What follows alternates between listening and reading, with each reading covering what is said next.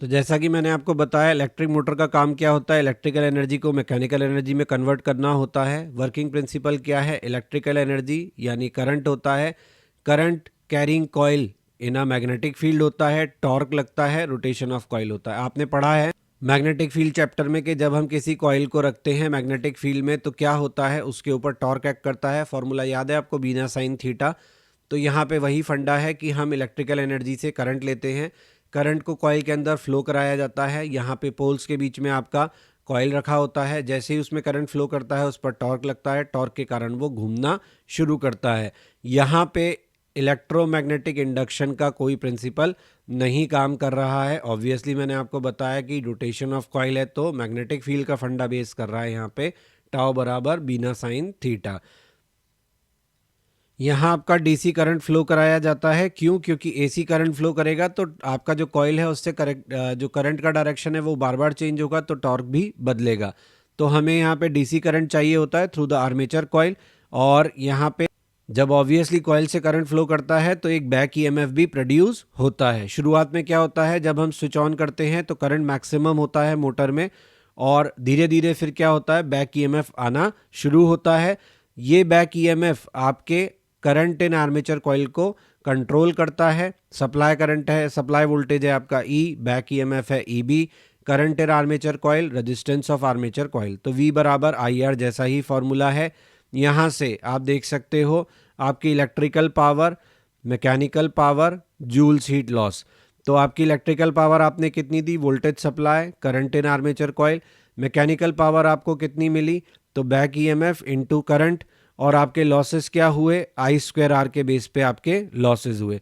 तो इतनी पावर आपने इनपुट में दी, इतना आपका मैकेनिकल पावर मिला और इतना आपका लॉस हो गया। तो ऑब्वियसली अगर हमसे एफिशिएंसी पूछा जाए तो एफिशिएंसी क्या हो जाएगी, output power upon input power, back EMF into current in armature upon supply voltage into current in armature.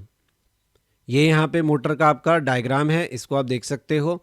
Back EMF जो प्रोड्यूस हो रहा है आपका, ऑब्वियसली वो फ्रीक्वेंसी ऑफ रोटेशन के प्रोपोर्शनल है। जितनी ज़्यादा फ्रीक्वेंसी ऑफ रोटेशन होगी उतना ही ज़्यादा आपका एंगल चेंज होगा, उतनी ही तेज़ी से आपका ईएमएफ इंड्यूस्ड होगा। ये जो बैक ईएमएफ है ये हमारे लिए एक बहुत इंपॉर्टेंट फैक्टर है। क्यों? क्योंकि ये हमारे करंट इन आर्मेचर कॉइल पे लगाम रखता है, कंट्रोल करता है। अगर करंट इन आर्मेचर कॉइल बढ़ेगा तो हमारी जो कॉइल है उसमें जूल्स हीट लॉसेस हमने देखा आई स्क्वायर आर, वो बढ़ जाएंगे।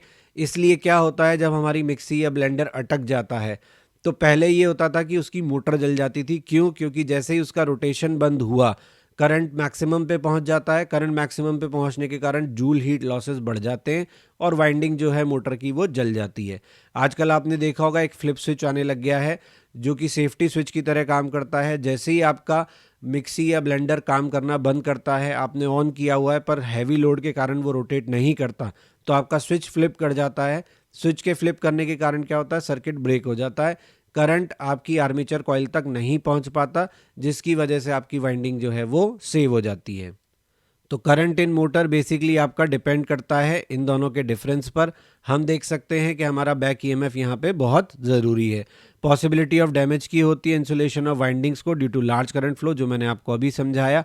इसलिए स्टार्टर रेजिस्टेंस भी लगाते हैं। शुरू में आपका जब करंट चालू होता है और आपका बैक ईएमएफ इंड्यूस नहीं हुआ होता है, उस समय भी आपका करंट मैक्सिमम पे होता है, तो उस समय आपकी मोटर को डैमेज ना हो इसके लिए वहाँ पे एक रेजिस्टेंस लगाया जाता है जिसको स्टार्टर या स्टार्टर रेजिस्टेंस कहते हैं।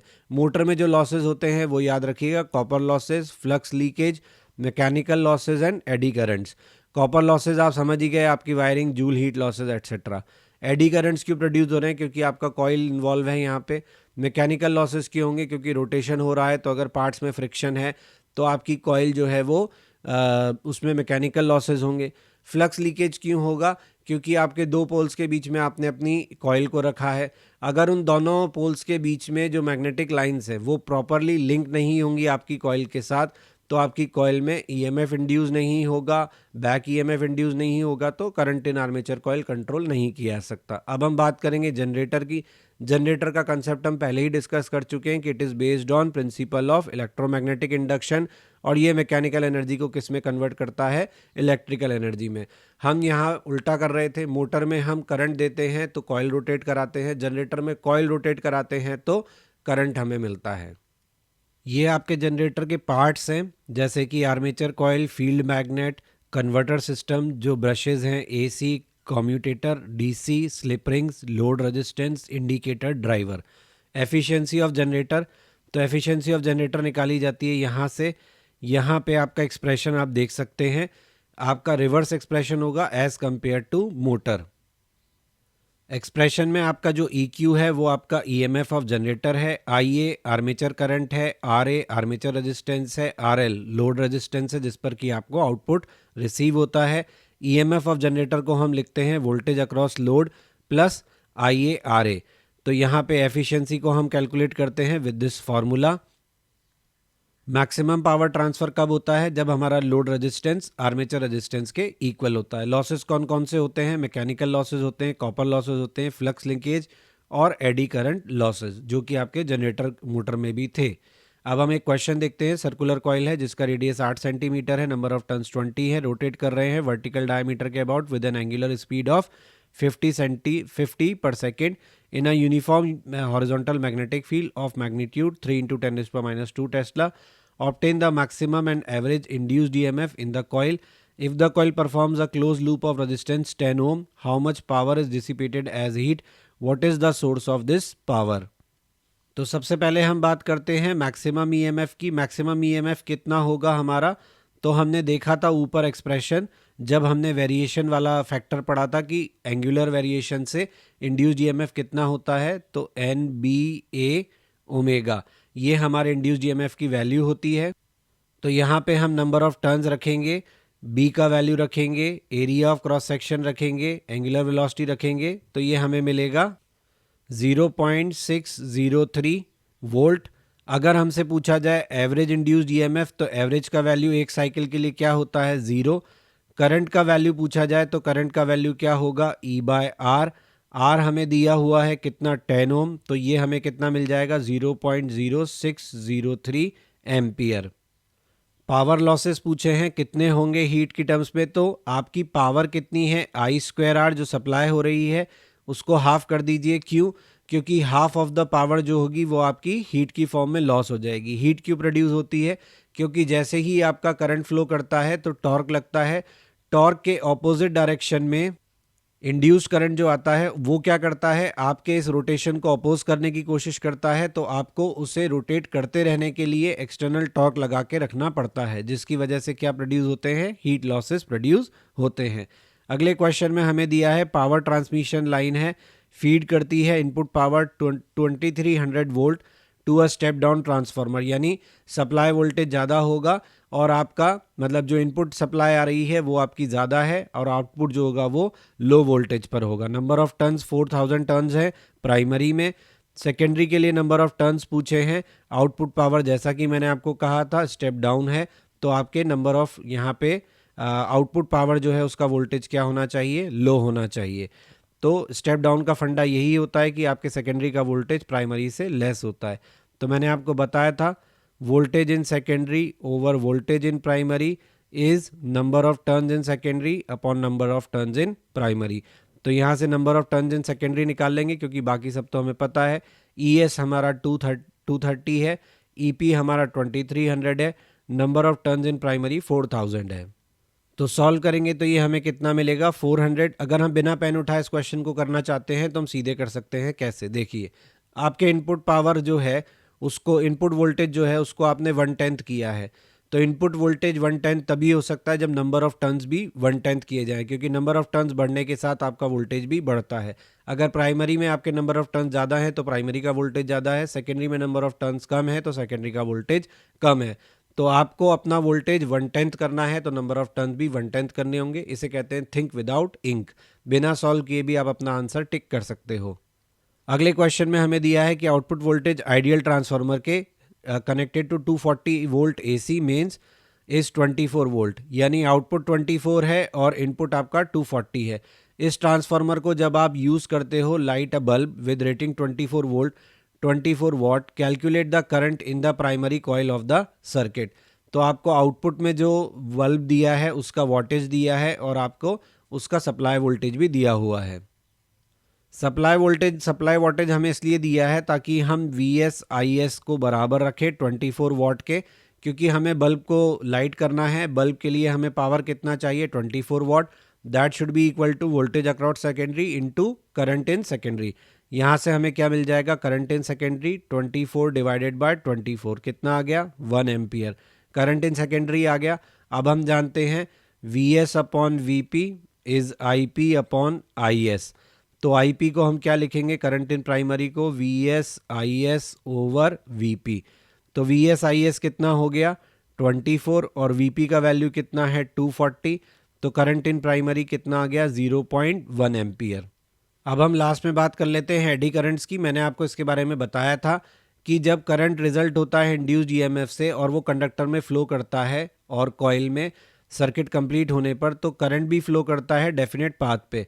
कई केसेस में क्या होता है, इंड्यूस करंट जो है वो सर्कुलेट करता है मेटल में, जब मेटल को हम मूव कराते हैं वेरिंग मैग्नेटिक फील्ड में, या मेटल को हम रखते हैं एक चेंजिंग मैग्नेटिक फील्ड में। Such current induces in the metal are known as eddy और Foucault currents due to the production of eddy currents. ये मैंने आपको बताया था कि आप चेंजिंग मैग्नेटिक फील्ड में जब अपने मेटल को रखते हैं, या तो आप एंगल बदल रहे हो या मैग्नेटिक फील्ड बदल रहे हो, तो इसकी वजह से इंड्यूस्ड करंट आते हैं, वो मेटल की सरफेस पे रन करते हैं इन अ डेफिनेट पाथ, जिसकी वजह से आपका क्या होता है, लॉसेज होते हैं। इन्हीं करंट्स को हम क्या कहते हैं, एडी करंट्स कहते हैं। इनकी वजह से क्या होती है, हीट प्रोड्यूस होती है, जैसे कि आपकी induction coils, Dynamos, transformer, iron को, इन सब में क्या होता है, आपके एडी करंट्स जो हैं वो प्रोड्यूस होते हैं। अगर आपकी जो आयरन कोर है वो वन सॉलिड पीस होगा तो heat produce due to eddy currents क्या होगा, लार्ज होगा, क्योंकि आपके जो वहाँ पे इंड्यूस करंट सरफेस पे रन कर रहे हैं उनके लिए बड़ा पाथ अवेलेबल होता है। इसलिए क्या होता है, आपने अगर देखा हो तो आपकी जो सॉफ्ट आयरन कोर होती है ट्रांसफार्मर में, उसको ई की शेप में काट के डाला जाता है, ई की शेप में, आई की शेप में, ताकि फ्लक्स भी लिंकेज रहे, लेकिन आपके मेटल जो है उनको रन करने के लिए सरफेस ना मिले। इसी कारण से आपके जो ट्रेन होती है उसके पहियों में आपने देखा होगा, ट्रेन के जो व्हील्स होते हैं उसमें होल होते हैं। वो होल भी इसलिए होते हैं ताकि हम एरिया जो अवेलेबल है वहाँ पे एडी करंट्स के फ्लो के लिए उसको रिड्यूस कर सके। क्योंकि जब हमारी ट्रेन चलती है तो क्या होता है कि वो मैग्नेटिक लाइंस ऑफ अर्थ को कट करती है। मैग्नेटिक लाइंस ऑफ अर्थ को कट करने के कारण फ्लक्स एसोसिएटेड बदलता है। फ्लक्स एसोसिएटेड बदलने के कारण मेटल की सरफेस पे इंड्यूस्ड करंट आता है, जिसको एडी करंट्स बोलते हैं। उसकी वजह से हमारे व्हील्स को हम जो रोटेशन के लिए पावर दे रहे हैं वो लॉस होती है। इनको हम रिड्यूस कर सकते हैं कंप्लीटली अगर हम लैमिनेटेड आयरन कोर काम में लें। ठीक है, इसके एप्लीकेशंस क्या हैं, इंडक्शन फर्नेस में एडी करंट्स को काम में लिया जाता है। ऐसा नहीं है कि केवल लॉसेज ही हैं। अगर आपको किसी चीज़ को गर्म करना है तो इंडक्शन फर्नेस में उसको यूज़ किया जाता है। कैसे, आप उसका जो मैग्नेटिक फील्ड है वो कंटिन्यूसली वेरी करते जाइए, एडी करंट्स के कारण हीट प्रोड्यूस बढ़ती जाएगी। तो जो मैंने आपको ट्रेन के केस में बताया, वही कई कार्स जो हैं उनके ब्रेकिंग सिस्टम में, सुपर कार्स के ब्रेकिंग सिस्टम में ये फंडा यूज़ किया जाता है। एडी करंट्स की मदद से ब्रेकिंग की जाती है, जो मैकेनिकल पावर है वो लॉस हो जाती है in terms of heat. Dead beat galvanometer में, स्पीडोमीटर्स में, डैम्पिंग में। डेड बीट गैल्वेनोमीटर क्या होता है, आपने देखा गैल्वेनोमीटर जो है उसको जब हम करंट पास कराते हैं तो वो फ्लक्चुएशन शो करता है। लेकिन फ्लक्चुएशन क्या होता है कि आप जब फ्लक्चुएट करती है आपकी निडल तो वो जीरो से एक एंगुलर वेलोसिटी ऑब्टेन कर लेती है। तो वो जिस पॉइंट पर रुकना चाहिए उससे आगे की तरफ चली जाती है। तो उसको रोकने के लिए हम क्या करते हैं, उसके साथ में मेटल पार्ट एसोसिएट कर देते हैं, जो क्या करता है, उसकी रोटेशनल एनर्जी को कंज्यूम कर लेता है और फ्लक्चुएशन जो है वो स्मॉल हो जाते हैं और आपका जो पॉइंटर है वो सही जगह पर रुक जाता है। स्पीडोमीटर्स में इसको यूज़ किया जाता है, डैम्पिंग में इसको यूज़ किया जाता है। डैम्पिंग का मतलब वही जो मैंने आपको बताया, to slow down the oscillations. Please like, share and subscribe my channel. Press bell icon for important notifications and update, ताकि टाइमली आपको सभी इंपॉर्टेंट अपलोड्स मिलते रहें।